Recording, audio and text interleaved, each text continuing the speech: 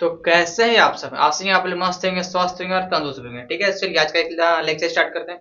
Sir मस्त नहीं है, क्या कि सर बोर्ड एग्जाम इतना नजदीक आ गया है कि बहुत टेंशन हो रहा है। ठीक है, और खासकर मैथ में तो देखिए आप ही लोग के लिए हम लोग क्या क्या एक वन शॉट लाए हैं। वन शॉट का मतलब पूरा एक ही चैप्टर नहीं है भाई। इसमें कितने चैप्टर है? 3 चैप्टर। ठीक है, पहला कौन सा? वास्तविक संख्या, दूसरा बहुपद, तीसरा दो चर वाले रैखिक समीकरण। इस चैप्टर में क्या करेंगे, हर एक टॉपिक को बारी बारी से कवर करेंगे। क्या करेंगे? हर एक टॉपिक को बारी बारी से कवर करेंगे और उसका एक इंपॉर्टेंट जो क्वेश्चन उसमें आता है, ठीक है, जो बोर्ड एग्जाम को बार बार पूछा जाता है, उसको भी क्या करेंगे, आपको सॉल्व करके बताएंगे। ठीक है, और अगर आपने कभी सुना भी नहीं होगा रियल नंबर क्या होता है, डायरेक्ट जंप कर गया, तो वो भी कोई बात नहीं है, हम बेसिक से पढ़ाएंगे। ठीक है, बेसिक से आपको एक पूरा एकदम हायर लेवल तक उठाएंगे। ठीक है, स्टार्ट कर लेक्चर। चलिए एक बार देख लेते हैं ये। चलिए ठीक है, देखिए सबसे पहले से मेरे पास से एक मन में ख्याल आया कि भाई साहब वास्तविक संख्या किसे कहते हैं?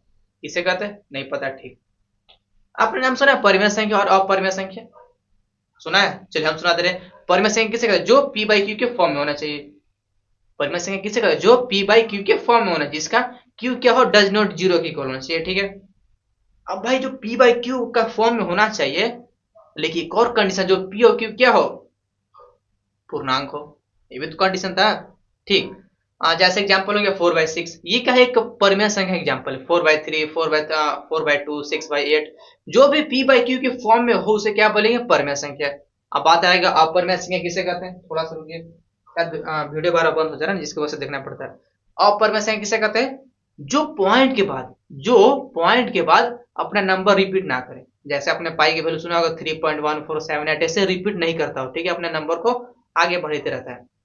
यानी कि अपरिमेय संख्या किसे कहते हैं? जो पॉइंट के बाद अपना नंबर रिपीट ना करे। जैसे रूट का 3 हो गया, पाई का वैल्यू हो गया, ऐसे ऐसे बहुत सारा हो गया। ठीक है, यानी कि जब ये दोनों नंबर की बात करें, परिमेय संख्या और अपरिमेय संख्या, तो इसमें क्या होता है, हर एक नंबर कवर हो रहा है ना भाई। पी बाई क्यू भी फॉर्म में आ रहा है, टू भी आ रहा है। अगर सिंपल यहाँ पर टू लिखेंगे, सिंपल अगर यहाँ पर सिर्फ टू लिखेंगे, तो भाई ये भी है क्या है? परिमेय संख्या। क्यों? नीचे कुछ नहीं तो वन है भाई। ये भी क्या है? पी बाई क्यू के फॉर्म में लिखा जा रहा है, इसे भी बोलेंगे ना। इसको हम क्या बोलेंगे? थोड़ा सा इसको भी तो बोल सकते हैं परिमेय संख्या। यानी कि दुनिया में जितने भी नंबर क्या, एक सब वास्तविक संख्या है। क्यों? तो वास्तविक संख्या डिफिनेशन ये होता है कि परिमेय संख्या और अपरिमेय संख्या के कॉम्बिनेशन।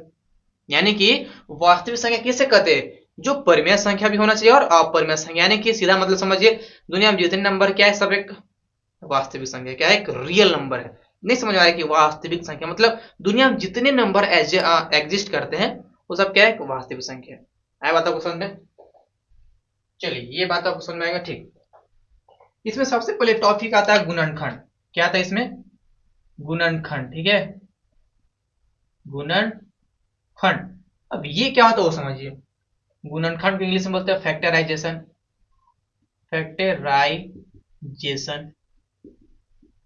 देखिए सीधी समझिए फैक्टराइजेशन से क्या होता है। अगर किसी नंबर को हम दे देंगे ऐसे, देखिए एग्जांपल थ्रू 12 ले लिया। ठीक है, इसका बस क्या किया, आप फैक्टराइज कर दिया, यानी कि उसका गुणनखंड कैसे करते हैं? ऐसे आपने बचपन नहीं पढ़ा कि भाई किसका टेबल से लगा के कट जाएगा, यानी कि 6 से, फिर 2 से लगाएंगे तो 3 बार में, ये 3 से लगाएंगे तो 1। ठीक है, यानी कि जो हमने ऐसे किया, इधर जो इधर दिख रहा है इधर नंबर, ये जो नंबर क्या है, हमने 12 को गुणनखंड में तोड़ दिया। तोड़ने का मतलब इसको एक हर एक छोटे छोटे पार्ट में बांट दिया। यानी कि अगर हम सिर्फ पूछे कि 12 का भाई गुणनखंड क्या होता है, आप बता सकते हैं? 2 2 3, बस सिंपल। तो गुणनखंड क्या होता है? सिर्फ ऐसे तोड़ दीजिए, उसको ऐसे लिख दीजिए, सिंपल। इसको एक और फॉर्म में लिखते हैं, वो भी समझिए। देखिए दो को 2 दिख रहे हैं ना, तो 2 का स्क्वायर कर दे, इंटू 3 कर दे भाई, कोई दिक्कत नहीं। ठीक, बस इसको बोलते हैं गुणनखंड। ठीक है, ज्यादा इसमें नहीं जाएंगे, आपने पढ़ा होगा भाई, गुणनखंड आता है ना भाई। ठीक, इसको देख लीजिए एक बार। ठीक, चलिए इसको साफ कर दे रहे हैं हम।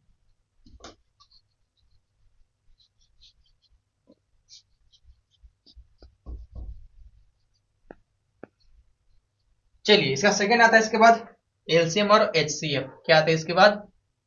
एलसीएम और एचसीएफ। अब ये क्या है भाई, ये कौन से भला है, तो वो समझिए। एलसीएम मतलब लिस्ट कॉमन मल्टीपल, एचसीएफ मतलब हाईएस्ट कॉमन फैक्टर। अब ये क्या होता है वो समझिए। जैसे हमने क्या किया, एक एग्जांपल लिया, हमने आपको बताया आप बताइए 6 और 8 का एलसीएम क्या बताइए, एलसीएम और एचसीएफ दोनों बताइए। ठीक है, तो आपको क्वेश्चन में लिख देगा, ठीक है, कि यहाँ पर गुणनखंड विधि से एलसीएम और एचसीएफ निकाले 6 और 8 का, गुणनखंड विधि से, यानी कि हमें क्या करना है, इस 6 को पहले गुणनखंड करना है। हमने आपको बताया पीछे कि गुणनखंड कैसे करते हैं, और 8 को भी गुणनखंड करके ही बताया। ठीक है, क्वेश्चन देख रहे हैं ना, जैसे दिख रहा है, यानी कि इसका सबसे पहले क्या करेंगे हम लोग, गुणनखंड करेंगे भाई। चलिए करते हैं गुणनखंड। अगर हम 6 का गुणनखंड करें तो करीब 2 से 3, फिर 3 से 1, यानी कि 6 का गुणनखंड क्या है, 2 इंटू 3 आया। ऐसे 8 क्या करेंगे, 2 से करेंगे 4, 2 से करेंगे 2, फिर 2 से करेंगे 1, यानी कि इसका 8 का क्या गया, 2 इंटू 2 इंटू 2, सभी तो नहीं आया। हाँ चलिए, अब भाई इतना तो कर दिए। ठीक है, अब हमसे सबसे पहले क्या पूछेगा, एचसीएफ, सबसे पहले इसी को निकालिए। ठीक है, इसके बाद सेकंड निकालिए। तो अगर हम एचसीएफ की बात करें, इसमें किसके बात करें, एचसीएफ, ये कैसे निकालता है वो समझिए। एचसीएफ का फुल फॉर्म के हिसाब से हमें समझ में आ रहा है कि इसका मतलब एच से क्या होता है, हाईएस्ट, सी से कॉमन फैक्टर, मतलब ये दोनों मतलब दिख रहे हैं दोनों नंबर 6 और, जो हमने 6 और 8 का गुणनखंड किया, 6 और 8 का जो गुणनखंड किया, उसमें से कॉमन कौन है भाई, क्या बताएं कि जो हमने 6 और 8 का गुणनखंड किया उसमें से कॉमन कौन है, कॉमन, कॉमन करेंगे मतलब किस वैसा नंबर जो दोनों में सम्मिलित हो। आपको दिख रहा होगा ये 2 दोनों में है भाई, यहाँ भी 2 है, यहाँ भी 2 है, लेकिन अगर 3 की बात करें, देखिए 3 यहाँ है, यहाँ नहीं है। ठीक है, यानी कि सिर्फ क्या इसमें कॉमन हो रहा है, 2, तो क्या कॉमन आ रहा है, 2, तो बस इसका एचसीएफ क्या हो जाएगा, 2।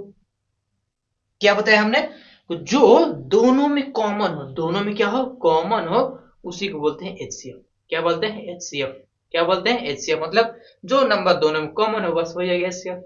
लेकिन एलसीएम भाई ऐसा नहीं है, एलसीएम एक अलग ही अंदाज में चलता है। वो कहा था ना, इतना सा रहेंगे हम, थोड़ा सा टफ रहेंगे भाई, थोड़ा सा देखना चाहिए ना कि भाई। हाँ चलिए, तो जो एलसीएम बनता है, जो एलसीएम है ये थोड़ा सा अलग टाइप का है। क्यों, ये क्या कहते हैं एलसीएम, कि भाई जो तो अपने कॉमन किया था उसमें से हमको एक नंबर दे दे।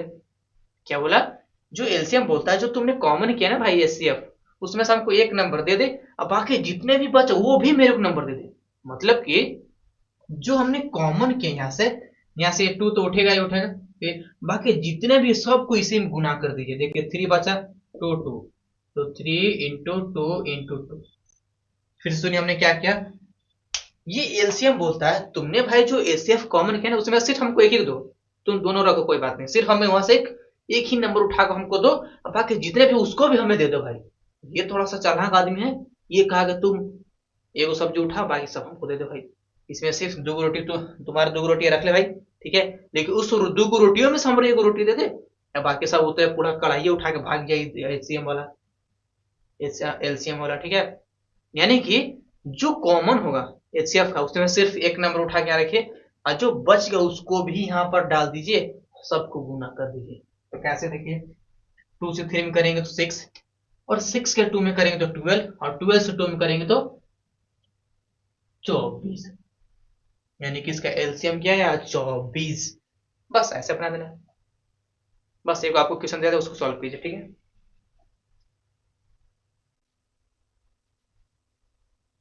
चलिए मेरे पास क्वेश्चन क्या लिखा हुआ है, देखिए तो बोल दिया सूर्य में अभाज्य गुणनखंड, यानी कि हमें सिर्फ उसका गुणनखंड करके ही आगे बढ़ना है। ठीक है, क्या लिखा हुआ, अभाज्य गुणनखंड विधि द्वारा 96 यानी कि 96 और 46 का एचसीएफ और एलसीएम ज्ञात कीजिए। सबसे पहले क्या करेंगे, जो नंबर दे उसका गुणनखंड करेंगे। क्या करेंगे, जो नंबर दे उसको पहले गुणनखंड करेंगे। ऐसे देखिए, इस 96 को तोड़ेंगे भाई, 2 से कर दे क्या, 2 से करेंगे तो शायद 4 बार में, और ये 8 बार 48 होगा। फिर अगर हम 2 से करें तो 2 4 24, ठीक है, फिर 2 से करें तो 1 2, फिर 2 करेंगे तो 6, फिर 2 से करें 3, फिर 3 से करें तो 1, यानी कि 96 का क्या आया, यहाँ देखिए 1 गो 2 गो 3 गो 4 गो 5 गो, यानी 2 into 2 into 2 into 2 into 2 into 3। देखिए 1 गो 2 गो 3 गो 4 गो 5 गो, 1 गो 2 गो 3 गो 4 गो 5 गो है, एक लास्ट में 3 है। ऐसे इसका निकालेंगे 46 का, 2 से करेंगे तो 2 और 3, ये तो एक बार में जी 23 करेंगे तो एक बार में, ठीक है ना। 23×46 यानी कि देखिए 46 का क्या आया, 2×23, बस ये हो गया गुणनखंड, ठीक। अब क्या निकलना हमें, एचसीएफ। वो कैसे निकालते हैं, जो दोनों में कॉमन हो, जो क्या हो, दोनों में भाई कॉमन हो, ठीक है। तो क्या निकल जाएगा हमारा एचसीएफ। एचसीएफ कैसे, सॉरी एफ नहीं लिखा है, एम लिखा है, एलसीएम लिखा है, एलसीएम। तो बोलते हैं एलसीएम भाई सब निकालो। देखिए एचसीएफ होगा मतलब जो दोनों में कॉमन है, ठीक है। आप देख पा रहे दोनों में कॉमन कौन सा नंबर है, ये दो देखिए। अगर आपको बोलेगा भाई साहब, क्या बोलेगा कि आप बताइए इंडियन गर्ल में से रशियन गर्ल कौन सा, मतलब बहुत सारा इंडियन गर्ल देगा। लो भाई साहब इंडियन बहुत सारा गर्ल दे दिया, एक तरफ दे देगा रशियन गर्ल, कहेगा भाई सब छाट के बताओ इसमें से रशियन गर्ल कौन सा है, तो अरे सबसे पहले कूद के जाएगा सबको कि अरे साला वो रहा ये। तो ठीक उसी तरह आपको देखना है जो दोनों में कॉमन हो, ठीक है। आपको पता नहीं भाई जो रशियन लड़की होते हैं भाई साहब वो दूर से ही दिख जाएंगे, हाँ भाई साहब रसिया के, और जो इंडियन लड़की वो भी दूर से ही दिखते हैं, ठीक है। तो ठीक उसी तरह 96 और 40 से कैसे निकालना है, जो दोनों में कॉमन हो, ठीक है। तो आप देख पा रहे हो दोनों में कॉमन क्या है, सिर्फ 2 है, तो इसका एचसीएफ क्या आ जाएगा 2। नीचे दिख रहा है क्या, थोड़ा सा शायद ब्लर हो गया था ना, यस ब्लर हो गया था। तो फिर सुनिए क्या बताया हमें, जो दोनों में कॉमन हो वही क्या हो जाएगा एचसीएफ, ठीक है। अब दिख रहा है क्या, फिर वैसे हो गया नहीं, ठीक है। जब हमें एचसीएफ निकल गया, जब हमने वहां से एक रशियन उठा के आ गया भाई, लेकिन रशियन एगो नहीं था भाई, वहां बहुत सारा रशियन था, वहां इंडियन गर्ल भी था। तो जब एचसीएफ क्या किया, सिर्फ अपना एगो रशियन को उठाया भाग गया, ठीक है। मतलब उसका एक जोड़ा उठाया ना, सिर्फ अकेले नहीं उठाया, उसका जोड़ा उठाया, बस जोड़ा क्या दोनों सेम सेम था इसलिए उठा के चल दिया। लेकिन हमारा जो एलसीएम है, जो देख लिया भाई, वो क्या कहा, अरे एलसीएम साला तो दोनों लोग जेबे ना, हमरा एकम से एगो तू दे दे हमरा, क्या बोला, हमरा एकम से एगो तू दे दे हमरा, यानी कुछ ने कहा कि एक रशियन को यहाँ पर दे दिया, ठीक है। और जो बाकी भाई साहब लड़की बचे, इंडियन और रशियन दोनों मिलाकर, वो भी कहा ये भी हमरे दे दे भाई साहब, यानी कि क्या हो जाएगा, यहाँ से जितने भी सब नंबर बचेगा ये भी इसी में आ जाएगा। तो लिखिए क्या कहिए, एक गो दो गो तीन गो चार गो ना, तो 4 गो रशियन यहाँ पर हो गया, और यहाँ वाला 3 हो गया, एक नीचे था 23, यानी कि जो एलसीएम थोड़ा सा भाई साहब पैसे वाला था, वो कहा कि एसएफ को तुम एक जोड़ा लेके बेचारा भाग ही रहा था, वो भी रोक दिया, नहीं ये को हमारा अकाउंट दे तू बाकी निकल। तो यहाँ से भी एक 2 उठ के यहाँ पर आ गया, और बाकी जो बच गया वो भी इसमें काउंट हो गया। अभी तो नहीं होगा ना बोला, नहीं ठीक है। तो बस इसको गुना गुना कीजिए कितना होगा, तो यहाँ से हो जाएगा 4 4 2 जा 8 8 2 जा 16 62 जा हो गया 32 32 और 3 थोड़ा सा गुना तो वही भी नहीं करता, 6 हो गया 9, और 96 करना है 23 में, तो वो 18, तो ऐसा है 28 कट 2 चलिए 12, हाँ 9 2 18 19 8 जीरो भाई साहब 2, यहाँ भी 2, इसका आंसर क्या आएगा 2208, बस हो गया। लेकिन इसमें आप थोड़ा सा गौर करें तो एक चीज है इसमें, क्या है गौर समझिए, थोड़ा सा बस गौर कीजिए, उसके बाद तो भाई साहब है और इतना देख लीजिए, इतना आपको थोड़ा सा अच्छा लग रहा है इतना ना, कि भाई साहब एलसीएम और एचसीएफ कैसे निकालते हैं, सीधी तरह से बहुत आसान है, ठीक है। जो कॉमन है वो क्या हो गया एचसीएफ, और जो बाकी बच गया सबको गुना कीजिए, साथ में जो कॉमन किया उसने उसको भी एक उठाकर इसमें एक काउंट कर लीजिए, बाकी सब गुना कर दीजिए, हो जाएगा एलसीएम। लेकिन अगर हम क्या करेंगे, हम क्या कर रहे हैं, थोड़ा सा एक एक्सपेरिमेंट कर रहे हैं, क्या कर रहे हैं, एक्सपेरिमेंट कर रहे हैं, कैसे वो देखिए। अगर हम क्या करेंगे, जो एचसीएफ इसका ए इंटू बी का आया है, ए इंटू बी कहने का मतलब इसका कहाँ गया, ये 96 और 46 का, हम गुना कर देंगे एलसीएम के साथ ए इंटू बी, तो वो किसके बराबर आता है, यानी कि हाँ, जो हमारा एचसीएफ और एलसीएम का आंसर आया है, अगर ये दोनों गुना कर दे, ये दोनों गुना कर दे, तो भाई रिजल्ट क्या आता है वो समझिए। देखिए 2 2 0 8 हो गया, तो एलसीएम का, और एचसीएफ आया 2, इसको गुना करेंगे तो गुना किसे बोला गया जी, 8 गुना 16 के 6 और 1 4 4, यानी क्या आ जाएगा 4 4 1 6। ठीक, अब थोड़ा सा जो मेरा क्वेश्चन था उस पर थोड़ा सा गौर कीजिए, तो क्या लिखा था भाई 96 और 46, जब ये दोनों गुना करेंगे तो तब देखिए कितना आ रहा था, गुना कीजिए तो 96 और रुकिए थोड़ा सा, ये पानी है, थोड़ा सा समय दीजिए, 96 और 46 यही दोनों है। ठीक, 6 6 36 के 6 3 हुआ, हाँ से 3 हुआ ना, तो 6 9 54 होता, अब 3 55 56 57 भाई, ये है। ठीक है, फिर ये 4 से 6 में गुना करेंगे तो 6 में 12 24 4 2 हो गया, 2 हासिल। ठीक है, 9 चौका 9 18 36 और ये 2 33 1 38 6 7 और 4 कितना होता है, 7 4 11 होता है। ठीक है, 8 5 13 1 14 3 1 4, यहाँ पे आंसर और देखिए, तो आंसर देखिए भाई साहब किसके बराबर आ गया, ये जो आंसर है भाई साहब इसी के तो बराबर आ गया।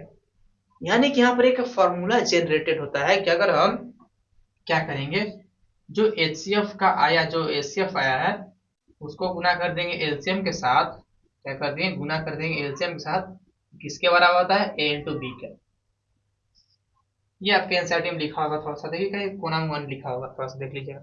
बस इसका प्रूफ भी हमने समझ गया, ए इंटू बी करने मतलब ये नंबर, बस हो गया, बस देखिए तक पढ़ना था। ठीक है, अब देखिए इसमें एक और भी पढ़ना था कि भाई साहब आपको प्रूफ करना होता है, ऐसे लिखा होगा √3 एक अपरिमेय संख्या है। इस टाइप के भी क्वेश्चन बहुत सारा पूछा था, आपको पता ही है भाई साहब रिकॉर्ड तोड़ता है ये क्वेश्चन। तो देखिए ये जो क्वेश्चन हमने सेम टू सेम जब इसका चैप्टर पढ़ा था तो उसका एक अलग से वीडियो बनाकर ना इसका हमने डाला था इसका। ठीक है, सेम टू सेम क्वेश्चन था, उसका हम इसका जो लिंक है उसको डिस्क्रिप्शन दे देंगे। ठीक है, आप वहां से देख लीजिएगा, क्योंकि थोड़ा ये क्वेश्चन बहुत बड़ा होता है। ठीक है, आप देखिए, तो यहाँ पर एक वन शॉट है तो इतना बड़ा बड़ा क्वेश्चन तो नहीं करवा पाएंगे। ठीक है, लेकिन हाँ भाई सिर्फ इसका हमें वीडियो बनाया था इसी वजह से हम इसका नहीं करवा रहे हैं। ठीक है, बाकी का जो लंबा क्वेश्चन है उसको भी साथ में करेंगे। ठीक है, चलिए अब आगे स्टार्ट करते हैं। नेक्स्ट चैप्टर क्या हो जाएगा भाई, देखिए ये वास्तविक संख्या सिर्फ इतना ही पढ़ना था और कुछ नहीं पढ़ना था। सबसे पहले क्या पढ़ना था, गुणनखंड कैसे करते हैं, एलसीएम और एचसीएफ कैसे निकालते हैं। ठीक, और एलसीएम और एचसीएफ में कुछ एक रिलेशन होता है, इसमें होता है कुछ। ठीक है, और दूसरा पढ़ना था √3 का अपरिमेय संख्या, जो कि फिक्स आता ही आता है 5 नंबर में, जो कि हमने ऑलरेडी इसका वीडियो एक अलग से इसका बनाया था। देखिए सेम इक्वेशन था, इसमें कोई अलग नहीं था, सेम टू सेम था, आप उसका जाकर वहां पर देख लीजिएगा। ठीक है, हम ही पढ़ाया, कोई और नहीं पढ़ाया। अब स्टार्ट करते हैं नेक्स्ट चैप्टर बहुपद। देखिए भाई सब कुछ साफ कर दे रहे हैं, चलिए स्टार्ट करते हैं सेकंड चैप्टर बहुपद पॉलिनोमियल। और फिर से वही बात आ जाएगा भाई साहब, बहुपद किसे कहते हैं, नहीं पता। ठीक, देखिए लिखा क्या है बहुपद पॉलिनोमियल, इसका मतलब ये समझिए, आपने 9th क्लास में पढ़ा होगा भाई, थोड़ा सा कुछ तो पढ़ा होगा भाई, बहुपद के बारे में कुछ भी नहीं पढ़ा, कोई बात नहीं, हम है। ठीक, हम क्या किया, इक्वेशन लिया x प्लस का b। अगर आपको कहीं भी जीवन में कहीं भी इस टाइप का क्वेश्चन मिल जाए, मतलब इस टाइप का फॉर्मेट मिल जाए, क्या हो x प्लस बी का फॉर्मेट मिल जाएगा, ये क्या है बहुपद। क्यों, आप इसमें देख पा रहे हैं ये जो x है इसको पता है क्या बोलते थे, याद है क्या बोलते थे, चर। क्या बोलते थे, चर, इंग्लिश में बोलते हैं वेरिएबल। क्या बोलते हैं, वेरिएबल। ठीक है, और ये जो b है इसको क्या बोलते थे, इसको बोलते थे कांस्टेंट। क्या बोलते थे, कांस्टेंट। और ये पता ही भाई सब कुछ है। अब ये भी देख पा रहे होंगे x का पावर कुछ नहीं तो मतलब 1, यानी कि इसका जो पावर इसको बोलते थे घात। क्या बोलते थे, घात। यानी कि सीधी समझिए वैसा समीकरण जिसका सिर्फ क्या हो, एक ही चर हो, सिर्फ एक ही वेरिएबल हो, उसे बोलते थे बहुपद। क्या बोलते थे? बहुपद। मतलब सिर्फ उसका एक ही चर हो। भाई घात बढ़ सकता है, हम बता रहे हैं घात कैसे बढ़ता है, ठीक है। सिर्फ इतना समझिए, उसका सिर्फ एक ही क्या हो, चर हो, तो उसे क्या बोलेंगे? बहुपद। ठीक है, ये तो समझ में आया? ठीक। अगर क्या हो जाएगा, जो इसका घात, पहले घात निकाल सीख ले तो उसके बाद, ठीक है। चलिए, हमने क्या इक्वेशन लिया है, 3x² प्लस का 4। आप इसमें बताइए घात के है डिग्री, इसको डिग्री बोलते थे। आप इसमें बताइए इसका डिग्री की हो, तो आप देख पा रहे हैं इसका पावर कितना है, 2 है। इसका घात क्या हो जाएगा? 2। घात पहचाने आ गया। इसका वेरिएबल देखिए सिर्फ एक ही है ना, चर सिर्फ 1 है, इसको हम बोल सकते हैं क्या, बहुपद बोल सकते हैं। तो आप देखिए, अगर कोई बहुपद है उसका आप सबसे पहले आप उसका घात निकाले, वो कैसे निकालते हैं? एक्स का पावर देके, ठीक। फिर उसका वेरिएबल देखिए के को, सिर्फ अगर एक होगा तो बहुपद हो गया। अब देखते हैं, अगर इसका पावर यहाँ पर 2 है ना, इसको बहुपद तो बोलेंगे, लेकिन इसका एक और अलग से नाम दिया गया भाई, उसको समझते हैं क्या। चलिए पहले इसको साफ कर दें।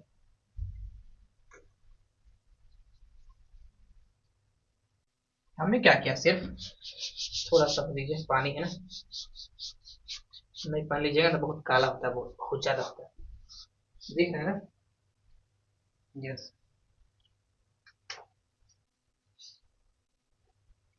अगर क्या करें, कोई इक्वेशन लिए है 4x प्लस का 8। अब इसमें देखो, इसका जो घात क्या है, घात क्या है इसका, सिर्फ 1 है। क्या है?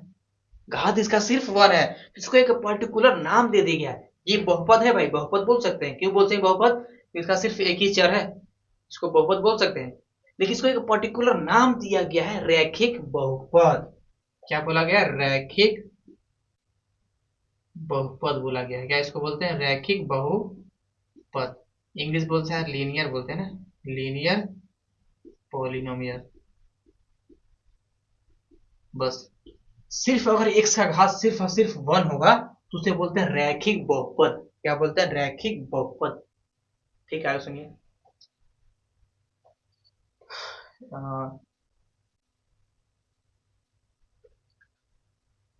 अब आप इसमें देख पा रहे होंगे, इसका जो घात है क्या है भाई साहब की 2 आ गया।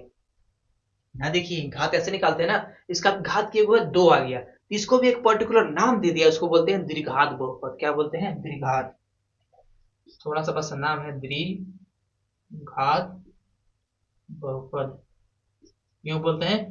क्योंकि इसका घात क्या है, 2 है। ऐसी अगर एक्स घात 3 है उसको बोलेंगे त्रिघात बहुपद, x 4 होगा तो, समझ रहे हैं बाकी? ठीक।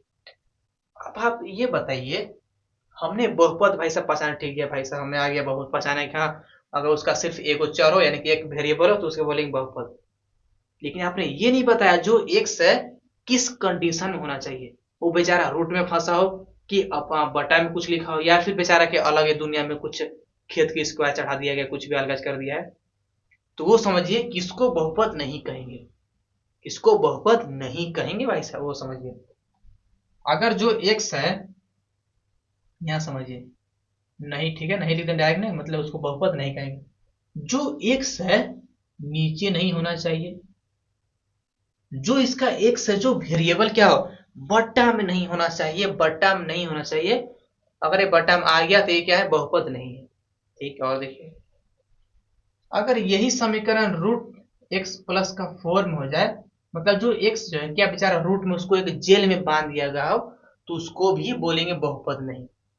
इसका जो एक्स है उसको अगर रूट के अंदर डाल देंगे तो उसको भी बोलेंगे बहुपद नहीं है भाई साहब। ठीक है, और देखिए,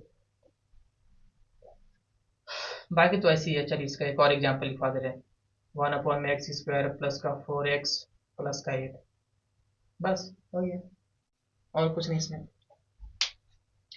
अब थोड़ा सा देखिए, इसमें दो गो भाई साहब वेरिएबल, कहाँ दो गो भाई, एक्स एक सेम सेम है, बस खाली इसमें एक्स स्क्वायर, इसमें एक्स है, तो इसका जो चर वो चेंज नहीं हुआ है ना, नहीं चेंज हुआ ना, सिर्फ यहाँ भी एक्स यहाँ भी एक्स, इसको भी बोल सकते हैं बहुपद, ऐसा नहीं है, ठीक है। लेकिन देखिए क्या है, नीचे में एक्स है ना, इसको बहुपद नहीं बोलेंगे। लेकिन सिर्फ अगर हम कितना टर्म की बात करें, सिर्फ ये x square plus 4x plus 8 वाला, ये का एक बहुपद। क्यों? इसका सिर्फ एक चर है, दोनों सेम सेम है, एक्स स्क्वायर से मतलब नहीं है। अगर ऐसे कुछ लिखा होगा ना, ऐसे 4x² प्लस का 3y² प्लस का 8। आप इसमें देख पा रहे हैं इसमें क्या है, दो चर है भाई, इसको बहुपद नहीं बोलेंगे, ठीक है। तो बहुपद किसे नहीं कहेंगे, जो x को नीचे ढक ले, मतलब नीचे x नीचे होना चाहिए, या फिर x रूट में फंसा हो, ये सब अगर कंडीशन में है तो उसे बहुपद नहीं बोलेंगे। बाकी जैसा भी है हो गया बहुपद, बस है समझ मित्र। ठीक, चलिए आगे बढ़ते हैं हम लोग, बाकी साफ करते हैं, ठीक है। चलिए कुछ क्वेश्चन लिखा हुआ है, थोड़ा सा, चलिए कुछ क्वेश्चन लिखा हुआ है, आप इसमें बताइए हमको इसका घात क्या हो। घात बताने से पहले ये पहले बताइए, जो एक समीकरण लिखा है क्या एक बहुपद है।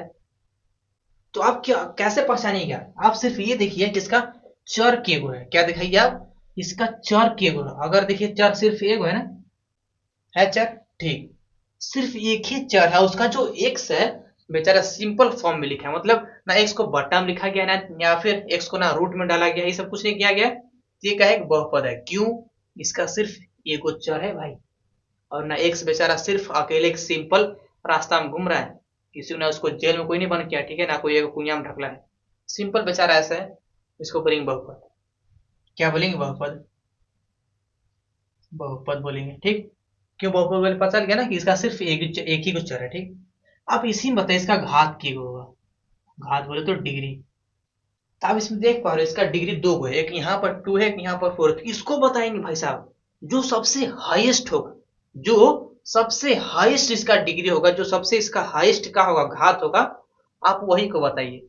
देख सबसे बड़ा कौन सा है, ये है ना 4, इसका घात क्या हो जाएगा 4, बस हो गया, सिंपल सा बता सकते हैं इसमें घात के को। और इसका चर भी बताइए, चर के को है, तो सिर्फ एक ही को है ना, सेम सेम भाई, बस एक का पावर से मतलब और कोई मतलब नहीं। नीचे हम देखिए, कितनों सबसे पहले बहुपद है ही नहीं है, है ही नहीं है, क्यों, देखिए तो यहाँ पर वाई है, एक सही नहीं है, अरे क्या दिक्कत है, एक से जब बस वाई है, इसका सिर्फ चर तो हर जगह सेम है ना भाई, यहाँ भी वाई है, यहाँ भी वाई है, बाकी तो अलग अलग नहीं है, सिर्फ वाई के टर्म में और कोई दिक्कत नहीं है, तो ये क्या है, बहुपद है। और देखिए वाई भी बेचारा अकेले घूम रहा है, उसको कोई बंद बार नहीं किया है, ठीक है, ये भी क्या है, एक बहुपद है, ठीक। आप इसको बताइए इसमें से घात के गो है, इसका क्या घात बताइए भाई, घात के गो है, सबसे हाईएस्ट बताएंगे, कि इसमें देख पा रहे हैं सब दो घात है भाई, एक यहाँ 1 एक यहाँ 2 है, जो सबसे बड़ा है उसको बोलेंगे घात, सबसे बड़ा कौन सा है, 2 है, 2। और चार भी बताइए दीजिए, खोलिए, चार को तो 1 ही होगा ना, जाहिर सी बात है भाई, बहुपद है मतलब इसका चार 1 ही होगा, ठीक। इस पर आता है, इस पर कहने से मतलब आप सूर्य में चिल्लाएंगे है ये नहीं है, ये एकदम फिक्स बात है कि ये का है बहुपद है ये नहीं है, क्यों, देखिए सर रूट में है, देखिए तो रूट आप बोले थे रूट में फंसा हो तो उसको बहुपद में नहीं बोलेंगे, ठीक है, ठीक है भाई, थोड़ा सा ध्यान दीजिए, एक्स नहीं, इसका जो नंबर है वो रूट में है, एक्स रूट में नहीं है, देखिए बेचारा एक्स अकेले घूम रहा है, कि इसका जो नंबर सिर्फ रूट में है, एक्स नहीं है, तो हम सिर्फ क्या बताएं, एक्स को अगर रूट में बंद कर देगा या फिर बट्टा में लिख देगा, तो हम बोलेंगे इसका बहुपद नहीं है, लेकिन इसका तो नंबर ना है, तो उसे क्या मतलब है, हमें कोई मतलब नहीं है, यानी कि ये भी क्या है, एक बहुपद है भाई। ऐसा बहुत चीटिंग करते हैं, बहुत चीटिंग करते हैं। तो भाई हमने क्या कुछ चीटिंग किया, देखिए तो एक से बेचारा अकेले ना है, इसका जो नंबर है सिर्फ रूट में है, तो उसे क्या मतलब है, हमें रूट से मतलब रूट में जो नंबर लिखा उससे क्या मतलब है, हमें सिर्फ इसका एक्स का पावर देखना है और एक्स देखना है, तो एक्स बेचारा अकेले घूम रहा है, कोई ही नहीं होगा टक्कर में, ऐसे बोल रहे हैं हमको, तो बेचारा अकेले ना है जी, वो साफ है तो बहुपद में है।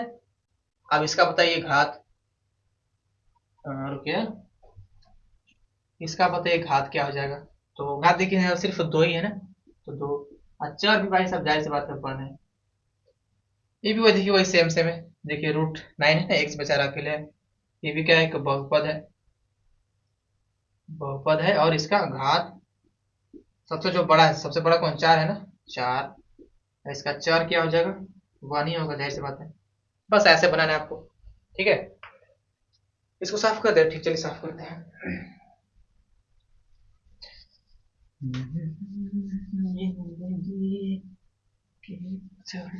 शुरू में हम क्या कीजिएगा, बहुत है भाई, सब कष्ट तो है कष्ट है, देखिए बहुत ज्यादा कष्ट होता है, ठीक है, जब एग्जाम बहुत नजदीक होता है तो बहुत कष्ट लगता है, बहुत जब बहुत डर सा महसूस लगता है भाई सबके यहाँ, अगर फेल होगा तो क्या हो जाएगा, ये हो जाएगा तो क्या हो जाएगा, तो आप वह सब महसूस ना करें। हमेशा आप अपने दिल में कसम मतलब अपने मन में सोचिए कि भाई साहब हम पास होंगे, ठीक है, चाहे जैसे पास होंगे। नेगेटिव सोचिए मत कि हाँ भाई साहब फेल हो गए तो क्या होगा, कुछ नहीं, फेल नहीं हो गया, ठीक है।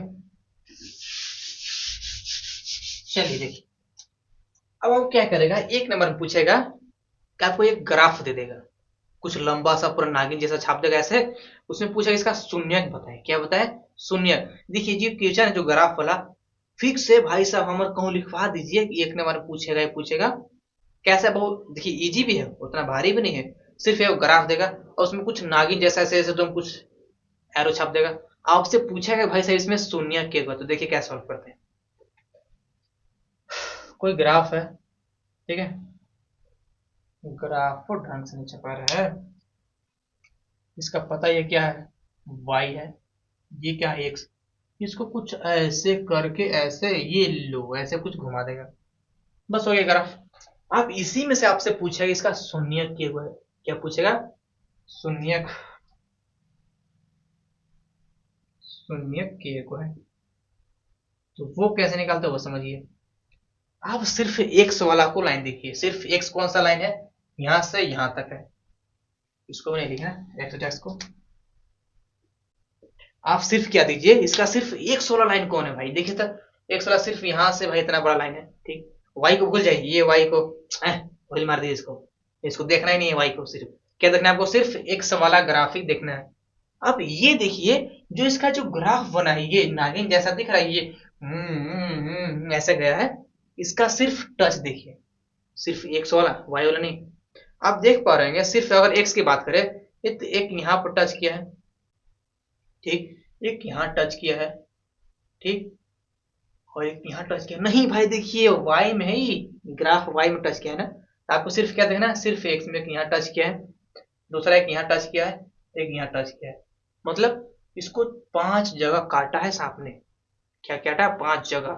इसमें नहीं देखना ना इसका ये नहीं देखना है, ये खंबा है मान लीजिए, ठीक है, और ये एक इंसान लेटा हुआ है और इस पर सांप है, ये ऐसे चल गया, मतलब फिर यहाँ काटा, फिर काटा यहाँ, फिर यहाँ काटा, फिर यहाँ, फिर यहाँ काटा, बीच में तो खंबा है ना भाई, खंबा थोड़ी काटेगा, यानी कि इसमें कई जगह काटा, एक गो, दो गो, तीन गो, चार गो, पांच, यानी कि इसका शून्य क्या होगा, 5, बस सिंपल आंसर हो गया, और कुछ नहीं। सिर्फ अब इतना देखिए, जो एक्स का ग्राफ है, जो एक्स का जो लाइन है, उसमें उसका ग्राफ कितने बार टच हो रहा है, सिर्फ एक्स में, बस हो गया, शून्य हो जाएगा।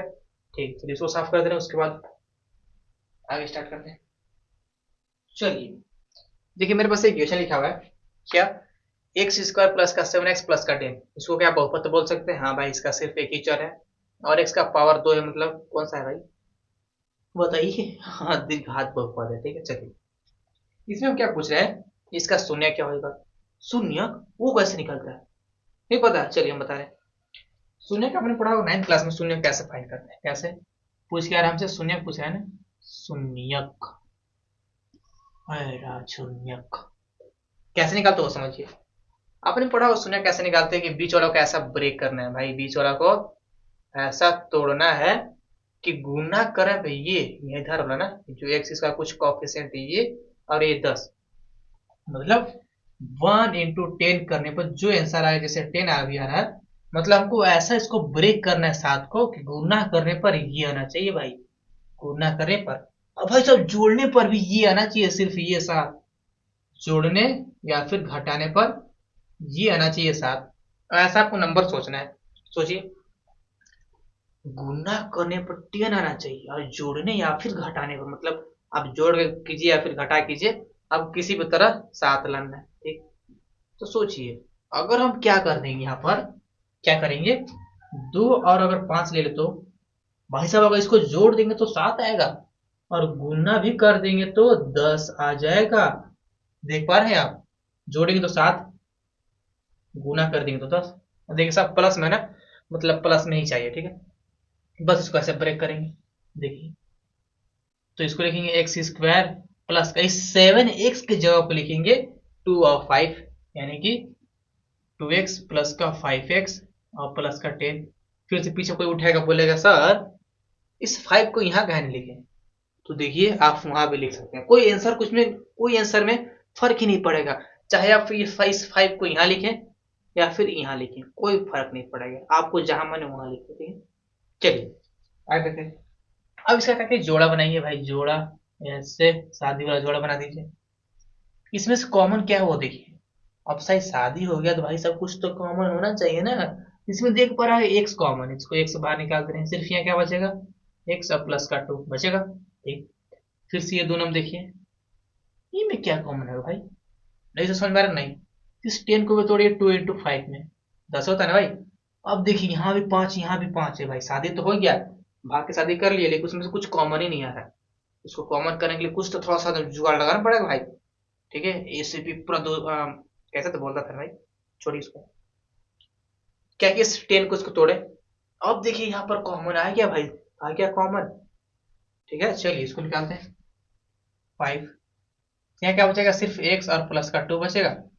कैसे, यहाँ के सिर्फ 5 बाहर आ गया, एक तो वैसे रह जाएगा, और यहाँ से 2 सिर्फ ऐसे बच जाएगा। क्या देखिए इसको तोड़े थे ना 10 को, 2 और 5 में, तो ये 5 तो भाग गया, 2 बचेगा। ठीक, अब आप देख पा रहे ये दोनों सेम सेम आ गए। अगर आप करीब मान लीजिए सेम सेम, ये दोनों सेम सेम नहीं आया, मतलब भूल जाइए कि आपका गुना मतलब जो शून्यक निकाल रहे हैं गलती है भाई। अगर ये सेम सेम नहीं आ रहा तो आप गलती बना रहे हैं, वहीं से खसक दीजिए फटवानी। ठीक है, देखिए मेरा तो खास सेम सेम आ गया, मतलब हम सही बना रहे हैं। ठीक, देखिए आगे इसको पहले बाहर निकाल, देखिए दोनों साइड वाला है ना, इसको बाहर निकालते हैं x+2। तो फिर क्या बचेगा, देखिए यहाँ से x बेचारा सटल है x, और देखिए प्लस का 5 बेचारा बीच में घुसल है ऐसे। ठीक, अब हम क्या निकालना, शून्य निकालना। तो आप याद रखिएगा शून्य कैसे निकालते हैं, जो इस समीकरण मेरा आया है इसको बस 0 के इक्वल कर दीजिए। कैसे वो देखिए, पहले x+2 को 0 के इक्वल, ऐसे ही x+5 को 0 के इक्वल, कुछ इस प्रकार के। ठीक है, दिख रहा है ना, तो रुको के ना, थोड़ा सा क्वालिटी खराब हो जाता है भाई। इसको 2 को तरफ, यानी कि x बराबर क्या गया, माइनस का 2, यहाँ x बराबर माइनस का 5।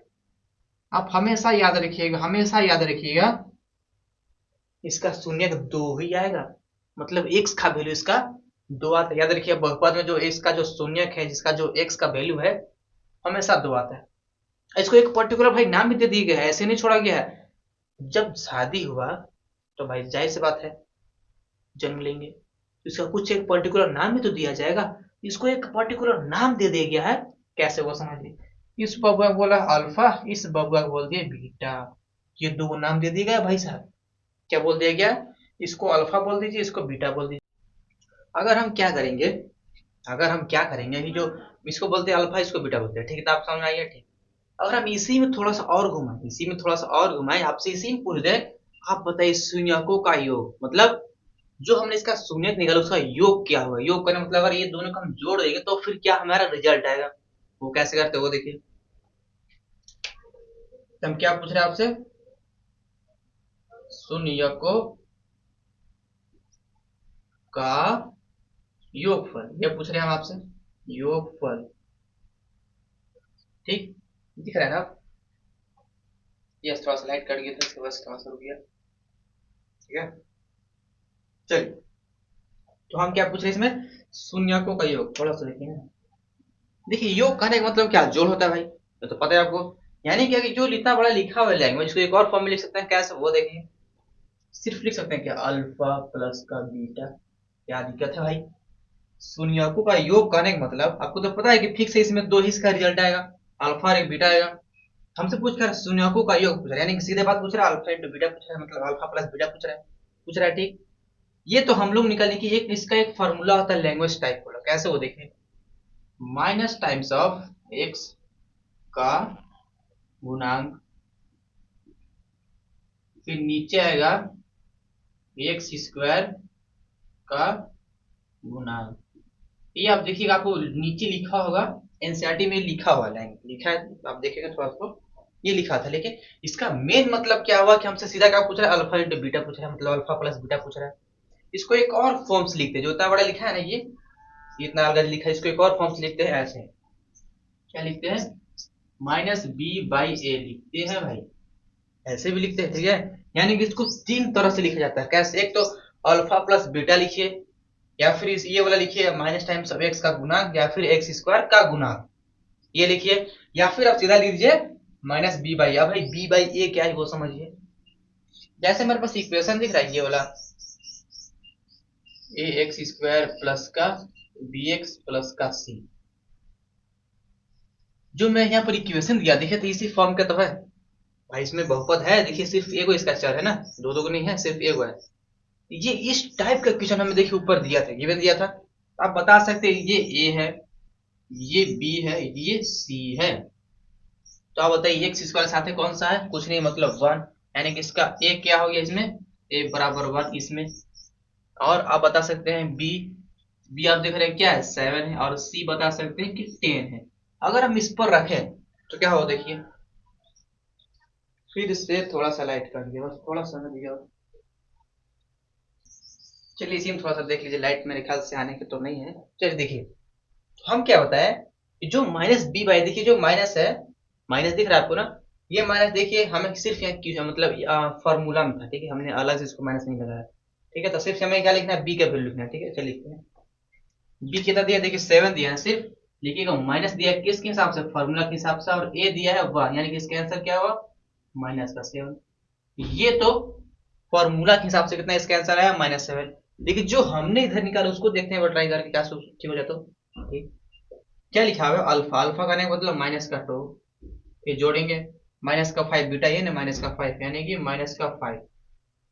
अगर ये करेंगे तो कोई आएगा भाई, देखिए तो माइनस का टू आएगा और माइनस का फाइव, जो कि जोड़ेंगे तो माइनस का सेवन। ये देखिए ये भी सेम आ गया, यानी कि ये भी फॉर्मूला काम कर सकता है। ठीक, ठीक है ना। चलिए आप एग्जाम में ये भी लिख सकते हैं, ये भी लिख सकते हैं, लेकिन अगर लैंग्वेज थोड़ा सा बड़ा वाला आ जाएगा ना, तो आप ये लिखिएगा, शून्यकों का योगफल कितना होता है, माइनस टाइम्स ऑफ एक्स का गुणांक, नीचे एक्स स्क्वायर का गुणांक, ऐसे लिखिएगा, ठीक है।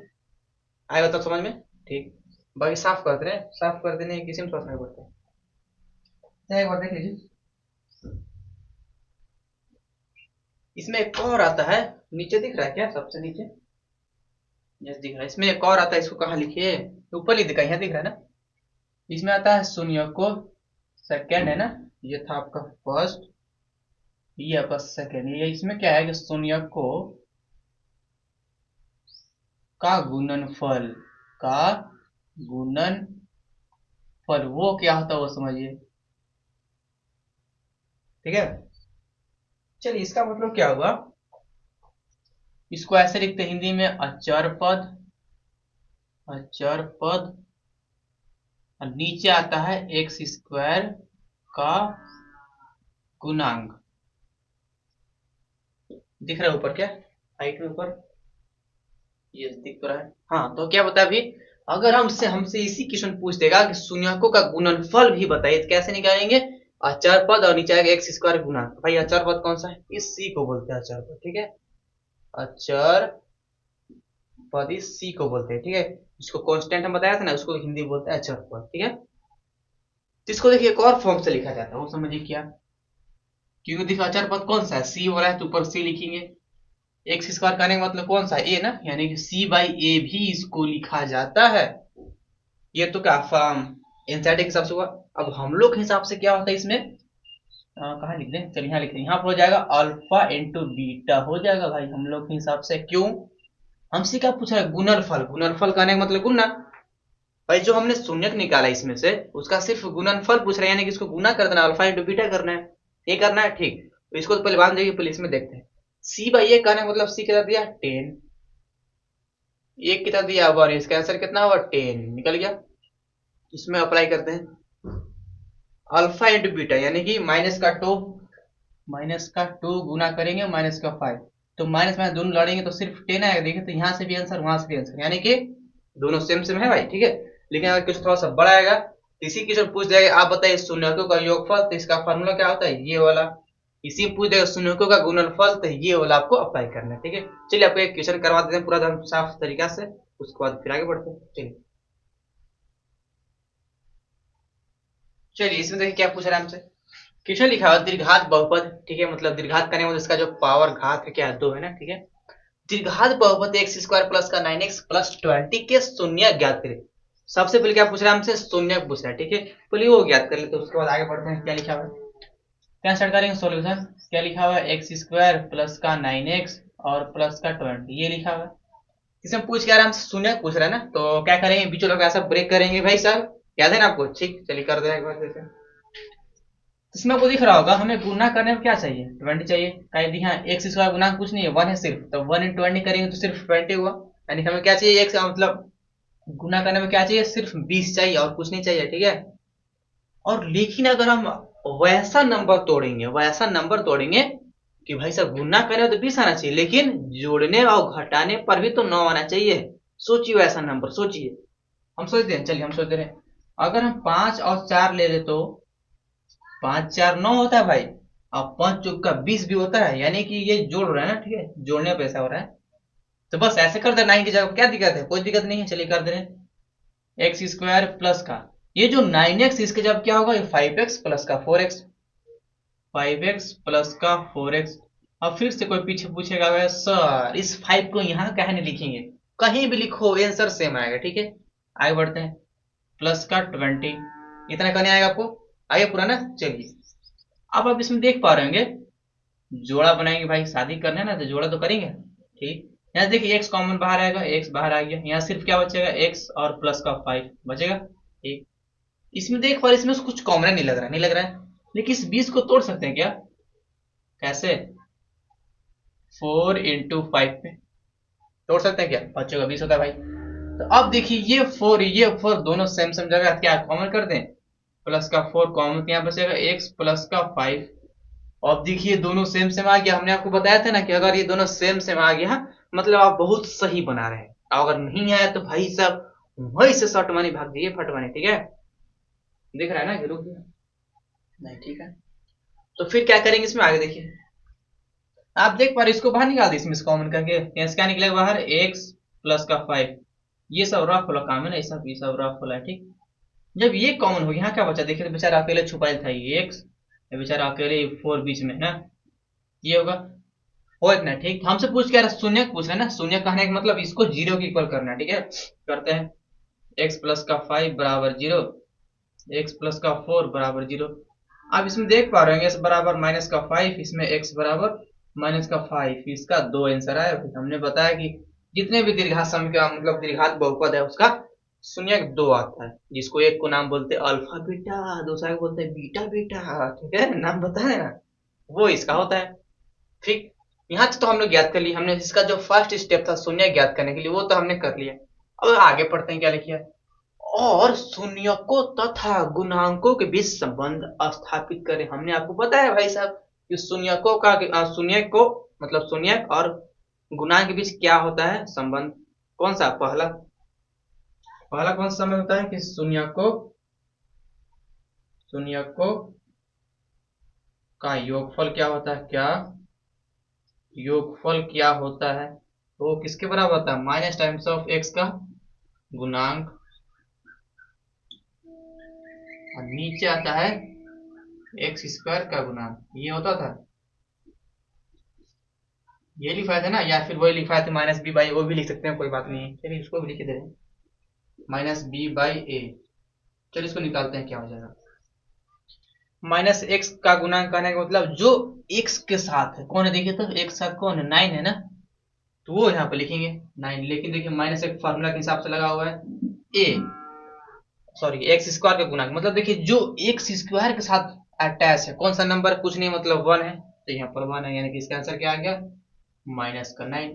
ठीक उसी तरह एक और होता है इसका सेकेंड, शून्यकों का गुणनफल, गुणनफल जो किसके बराबर होता है, थोड़ा सा लाइनों बहुत, चार पद, नीचे आता है एक्स स्क्वायर का गुणांक, नीचे दिख रहा है क्या, एक बार चेक कर ले, यस दिख रहा है सब कुछ अच्छा से, यस थोड़ा सा कष्ट कीजिए, देखिए लाइन मेरे ख्याल से बहुत डिस्टर्ब कर रहा है, ठीक है, तो उसकी वजह से वीडियो थोड़ा सा रोक नहीं सकते हैं, आपको पता होगा भाई आपका एग्जाम है, कोई थोड़ी बड़ा है। अब देखिए कैसे होगा, आचार पद कहने का मतलब जो कांस्टेंट सी क्या है, देखिए भाई साहब ये है ना 20, तो 20, अगर आप ये नहीं समझ पा रहे हो ना कि एक्स का गुणांक कहाँ कैसे छाटे, तो आपको इसका सिंपल एक फॉर्मूला लिखा था ना, इसको लिमिट करते हैं, क्या है, सी बाई ए लिखिए यहाँ पर, सीधी सीधी मतलब में समझिए। तो आपको पता है ना भाई, ए बी सी में कौन, यहाँ पर ए होता है, यहाँ पर बी, यहाँ पर सी होता है, तो आप वैसे भी कर सकते हैं, ठीक है। चलिए इसको भी कर दे। सी दिया कितना, 20, ए दिया 1, इसका सिर्फ आंसर हो जाएगा 20, बस हो गया और कुछ नहीं। आपको इतना ही मिल जाएगा 3 नंबर भाई साहब, मुफ्त में मिलेगा। हो गया, ऐसे सॉल्व करना है, ठीक है। देख लीजिएगा, अब स्टार्ट करते हैं थर्ड चैप्टर, दो चर वाले रैखिक समीकरण। हाँ बस इसमें इतना ही पढ़ना था, ठीक है। मेन देखिए इसमें से यही क्वेश्चन उठता है, पहला शून्यक निकालने के लिए, दूसरा इसमें शून्यकों का योगफल ज्ञात करने के लिए, तीसरा शून्यकों का गुणनफल ज्ञात करने के लिए, जो कि आपको 3 नंबर मुफ्त में ही मिल जाएगा, बस ऐसे करने में। स्टार्ट करें थर्ड चैप्टर, चलिए बाकी साफ करते हैं। चलिए इसको स्टार्ट करते हैं। थर्ड चैप्टर क्या है आपका, दो चर वाले रैखिक समीकरण। इसको समझते हैं क्या लिखा हुआ है। सबसे पहले मेरा लिखा हुआ है दो चर, चर कहने का मतलब आपको बताया था ना भाई साहब, चर मतलब वेरिएबल। मतलब इसमें सबसे पहले क्या होना चाहिए, इसका दो वेरिएबल होना चाहिए। वेरिएबल का मतलब आपकी एक्स और वाई दोनों चीज आएंगी उसमें। देखिए बहुपद में सिर्फ क्या आया था, एक्स आया था, सिर्फ एक ही को चर आया था, लेकिन इसमें दो चर आएंगे भाई साहब, दोनों अलग अलग की, एक्स और वाई दो चर आएंगे, ठीक है। फिर क्या लिखा है, वाले रैखिक कहने का मतलब, रैखिक कहने का मतलब उसका घात सिर्फ क्या हो, एक हो। हमने बताया था ना कि अगर किसी बहुपद में उसका घात सिर्फ एक है तो उसको रैखिक बहुपद बोलते थे। तो आपके यहाँ पर रैखिक समीकरण आ गया, ठीक है। अब समीकरण यहाँ पर क्यों लिखा उसको समझा रहे हैं, ठीक है। समझ गए आगे कि रैखिक मतलब क्या होता है, उसका सिर्फ घात एक होना चाहिए। फिर लास्ट में लिखा है युग्म, युग्म मतलब होता है जोड़ा। क्या होता है, जोड़ा। मतलब आपके समीकरण सिर्फ आपको एक नहीं दे, दो समीकरण दे आपको, ठीक है, दो समीकरण देता है। अब ये समीकरण शब्द मतलब थोड़ा सा नहीं समझ में आ रहा, नहीं समझ में आ रहा, चलिए हम बताते हैं एग्जाम्पल। इसमें क्या लिखा है, दो चर, यानी कि सबसे पहले इसका दो चर बनाते हैं। दो चर थोड़ा सा बनाने के लिए, हाँ चलिए बनाते हैं। एक्स प्लस का बी वाई प्लस का सी बराबर 0। अगर आपको कहीं भी किसी भी दो चर वाले रैखिक के मतलब किसी भी बहुपद में, बहुपद इसको खैर नहीं बोलेंगे, इसका दो इसमें चर है, किसी भी समीकरण में अगर आपको बराबर में 0 दिया है, बराबर में 0 दिया, तो इसको बोलते हैं दो चर वाले रैखिक समीकरण। क्या बोलेंगे, दो चर वाले रैखिक समीकरण। अब इसमें दो चर कौन सा है, देखिए एगो एक्स यहाँ पर हो गया, एगो वाई यहाँ पर, इसका दो चर दिख रहा है, एक्स और वाई दिख रहा है। और रैखिक करने मतलब देखिए यहाँ पर एक्स का पावर क्या है, कुछ नहीं तो 1 है, यहाँ भी 1 है, तो मतलब इसको बोलते हैं दो चर वाले रैखिक समीकरण बोलते हैं, ठीक है। समीकरण समझ में आया कि बराबर में 0 होना चाहिए, उसी को समीकरण बोलते हैं, ठीक है। अगर उसमें हम बहुपद में क्या कर देते हैं, अगर यहाँ पर जो था ना एग्जाम्पल 9x प्लस का 8 बराबर 0 कर दे, इसको बोल सकते थे रैखिक, रैखिक रैखिक समीकरण। क्यों भाई, आप इसमें देख पा रहे होंगे वाई तो खैर नहीं है, नहीं है भाई, वाई अगर नहीं है तो इसको वैसे भी तो लिख सकते हैं भाई। देखिए तो क्या दिक्कत है, 9x प्लस का 4y 0 प्लस का 8 बराबर 0, क्या दिक्कत है भाई, क्या दिक्कत है। सिंपल वाई 4 हटाइए, ऐसे तो लिख सकते हैं ना कि वाई पर 0 है भाई साहब, कोई बात नहीं है। तो ये भी का एक रैखिक समीकरण है। समीकरण क्यों कर रहे हैं, क्योंकि इसमें दिख रहा है एक्स बराबर क्या है 0, ऐसा आपको पहचानना है बस, और कुछ नहीं करना है। इसको तो पहले साफ करते हैं, उसके बाद आगे बढ़ेंगे।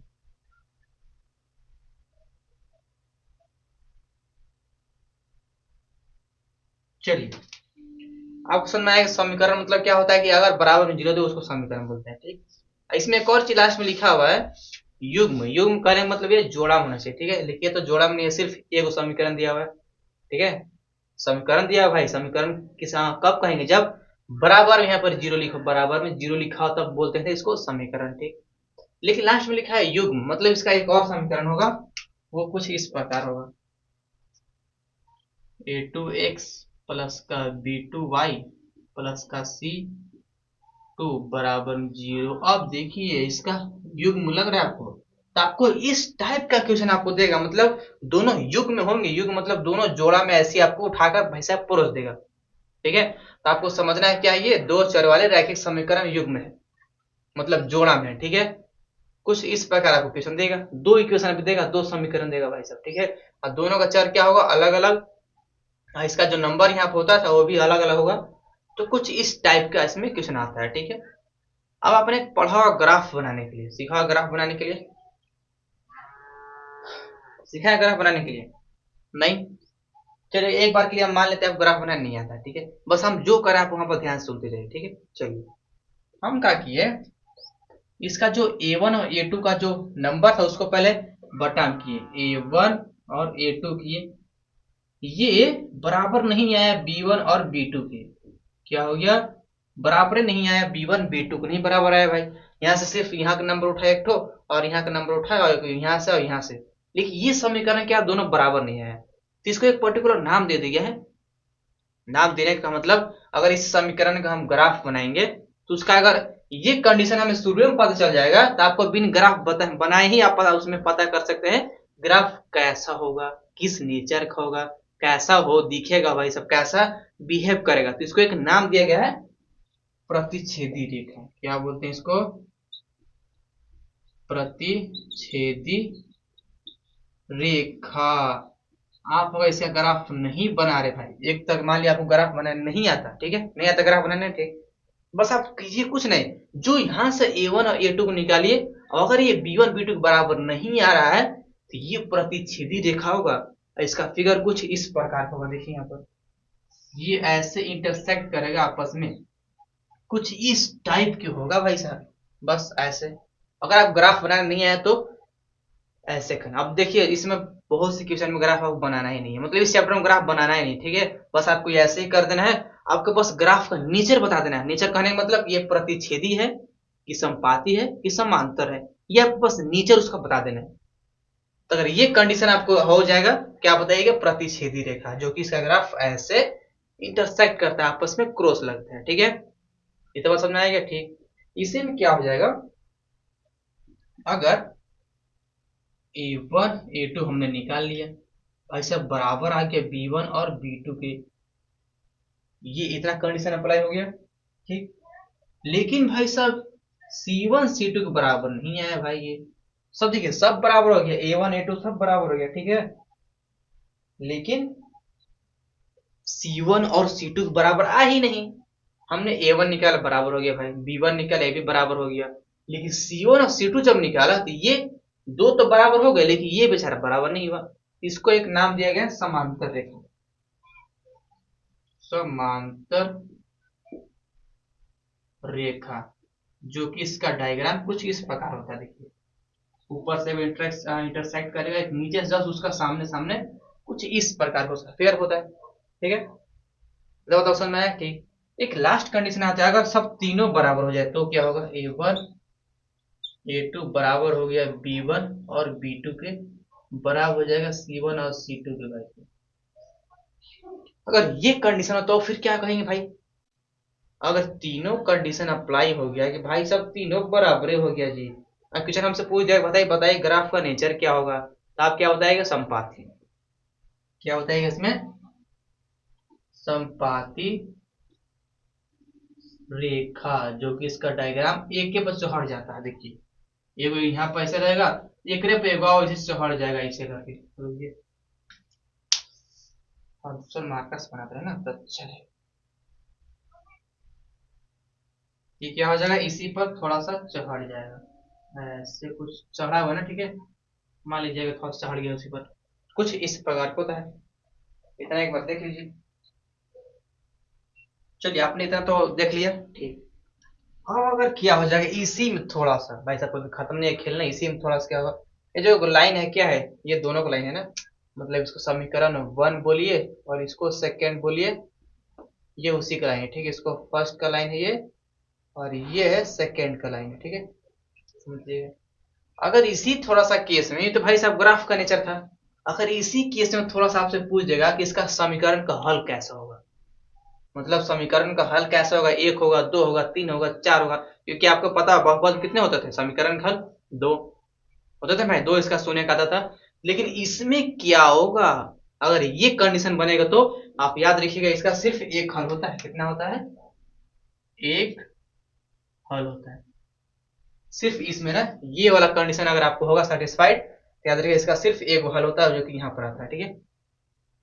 अगर ये कंडीशन हो जाएगा तो भाई, अगर आपसे ये कंडीशन होगा कि भाई C1 बराबर नहीं है, याद रखिए इसमें क्या होता है, इसमें कोई हल नहीं होता। क्या होता है इसमें? कोई हल नहीं, ठीक। अगर ये सबसे तीसरा लास्ट वाला कंडीशन होगा कि भाई साहब तीनों बराबर आ गया, क्या आ गया? तीनों बराबर आ गया, ये कंडीशन होता है कि अपरिमेय रूप से अनेक हल। किसका होता है? अनेक हल का कंडीशन होता है, ठीक। अब जिसमें हल आया, उस जिसमें मतलब हल है, उसको एक और नाम बोलते हैं संगत निकाय। संगत निकाय बोलते हैं, ठीक है। जिसका सिर्फ हल हुआ उसको बोलते हैं संगत निकाय। देखिए कि इसमें हल हुआ, एक समीकरण हल हुआ, इसमें भी हल ही हुआ भाई साहब, अनेक हो से कोई मतलब नहीं, सिर्फ हल उसका निकला ना, इसको ही बोलेंगे संगत निकाय। संगत निकाय बोलेंगे, निकाय ना, थोड़ा सा निकाय। लेकिन इसमें कोई हल नहीं हुआ, इसमें कोई हल नहीं हो तो इसको बोलते हैं असंगत निकाय। असंगत निकाय, बस इसमें यही खेल है। आपसे देख करेगा कुछ नहीं, बता देना कैसे करेगा। आप एक बार देख लीजिए।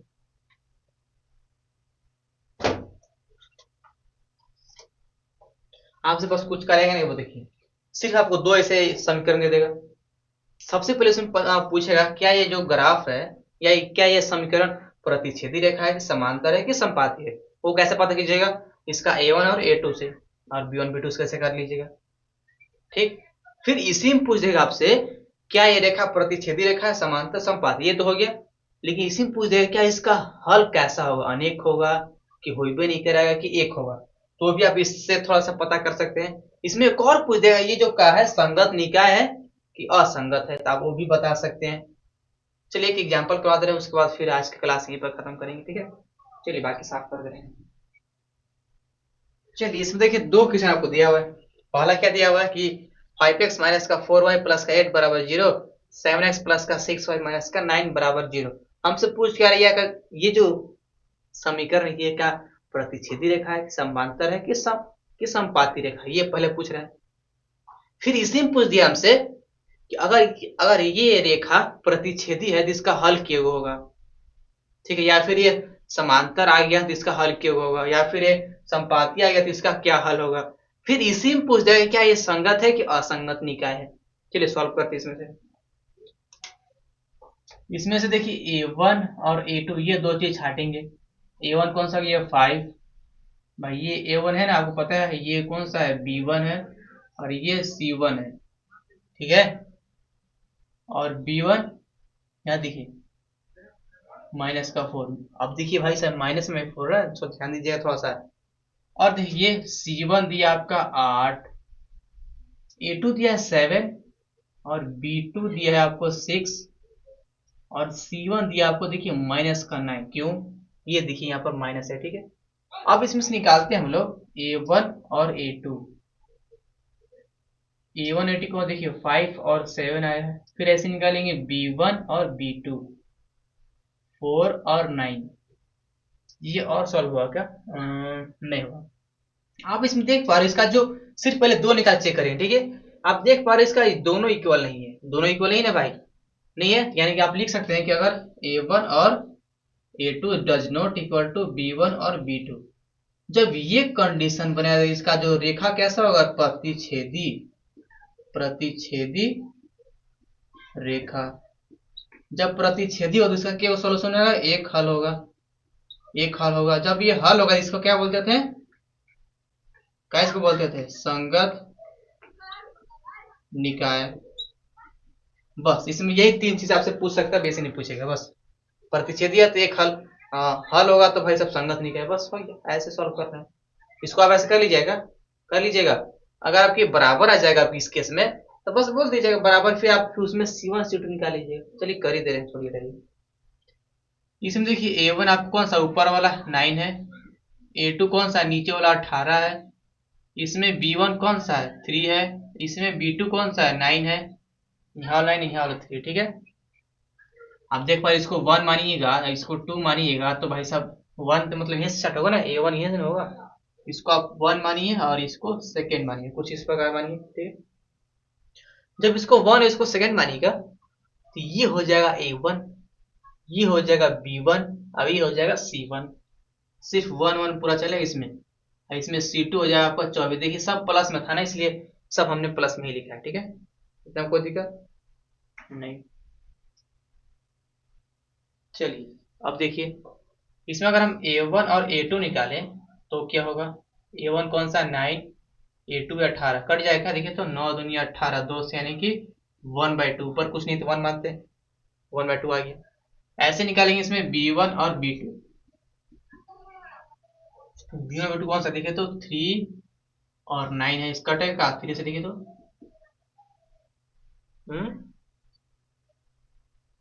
हाँ कट जाएगा, तो 1/3। आप इसमें देख पा रहे हैं भाई साहब दोनों बराबर नहीं आए हैं, तो फिर से वही वाला केस बन जाएगा, ठीक है। चलिए आज के लिए यहीं तक रखते हैं, ठीक है, थैंक यू, बाय बाय।